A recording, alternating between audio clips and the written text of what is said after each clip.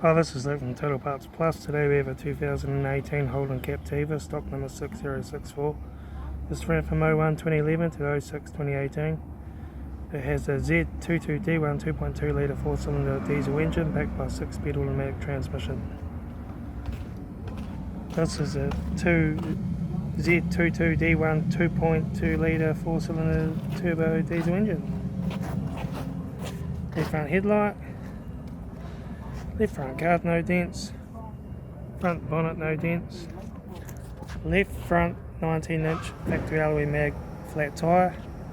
Left front mirror. Left front door, one dent. Left rear door, no dents.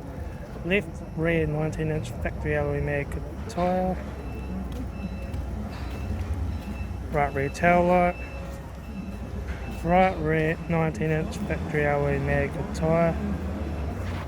Right rear door, no dents. Right front door, no dents. Right front mirror. Right front guard, no dents. Right front 19-inch factory alloy mag tyre. Right front headlight. Right front door card. Right front master switch. Centre console lid. Automatic gear shifter. Heated AC controls. Factory touchscreen stereo. Interior mirror.